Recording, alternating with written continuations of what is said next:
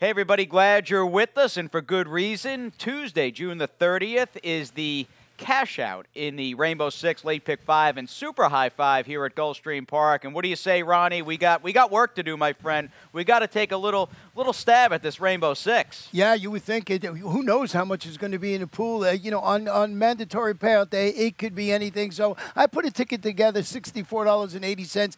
I think I got it pretty much surrounded. At least I hope I do.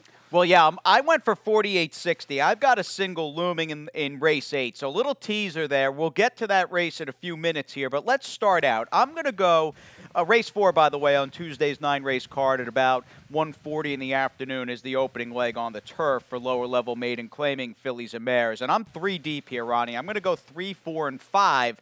Although the 4, Dinner at 5, to me, if she runs back to her last race, she is strictly the horse to beat here. Yeah, we're in total agreement. That's the 3 I use with Dinner at 5 on top. I use She's Stuck Up in second, and then Irene for Diane Marici. Her horses have been running okay. She hasn't gotten that first win yet, but I didn't want to leave them off the ticket, so we're in total agreement in the opening leg. Well, let's hope we survive that, my friend, as we move on to the 5th. This is a tricky little dirt claimer at 5.5 furlongs.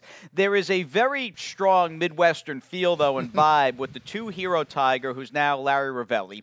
And mainly right next door as well, you've got Louis Russell III sending out the 3 Hero of the Future, who I believe is the horse to beat. This is not a single territory, though, for me, Ronnie. I am 2, 3, 5, again, playing it fairly vanilla here with 3 logical-looking horses. Once again, we're in agreement. This is not good here. Hero Tiger, as you mentioned, Larry Ravelli barn. This one for a low percentage trainer in the Midwest, coming off a long layoff. But Larry Ravelli is over 50% with the 180-day plus layoff. Hero of the future, and you know you're my hero. And then Say Adios to 5, the only filly in the field. We'll see how this one runs. Now, if we do survive, Ronnie, the opening third of this thing, you know we're going to be among about 5 million combinations moving into race number 6, because you and I, again, nothing really out of the ordinary so far. And I'll tell you, moving on to the 6th race, which is a 2 lifetime dirt sprint claimer, I just, again, like the legs that preceded this one, I found it pretty tough to get cute with some of the bigger priced horses. I'm going to go 3 deep here again.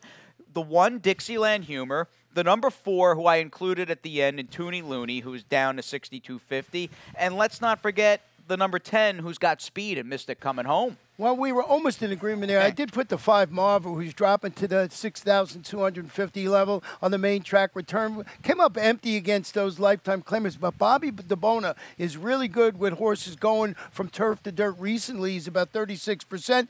Dixieland Humor, I think, is the one to beat, and Mystic Come Home. A little better post. I would have had this one a little further up my ticket. Yeah, he's saddled outside for sure. Now, we are up in class. To me, on this entire special Tuesday card, because it's the end of the fiscal year in Florida, the reason we're running, everybody. The 7th race is absolutely the spotlight race, and it's the real, to me, centerpiece of this mandatory Rainbow Six and Late Pick 5 cash out.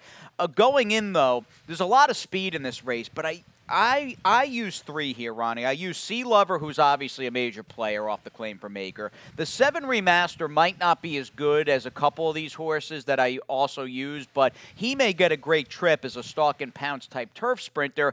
But out of everybody, although I'm 3 deep here, Ronnie, using the 3 outside horses, 6, 7, and 8, I really like the 8 Legendary Prince, who's just been, I mean, he's been so good on the turf in his 2 races. Well, I went 3 deep. I used Sea Lover for the reasons you mentioned, Legendary Prince, but I also used the 3 horse in here, Molkowitz, who does his best running from off the pace. He debuts on the grass, but he's going to come running late. I mean, I'm bucking the trend with the speed on the turf course, but boy, this one is bred, being a son of More Than Ready. He's bred on both sides to run well. So Sea Lover, Legendary Prince, my long shot actually on the day is the 3, Molkowitz, just hoping that horse sits a trap. Oh, he could get a very fast pace to close down. Some good points there. With the colt by More Than Ready for a barn, and Fausto Gutierrez, who's picked up 7 wins so far as Ronnie and I taped this thing early Sunday. In fact, Fausto won the feature here, the Added Elegance, on Saturday afternoon. So now we get on to the 8th, my friend. Penultimate leg. We're on the dirt going 7, and this is, I mean, this is a make or break race for me if I can make it this far.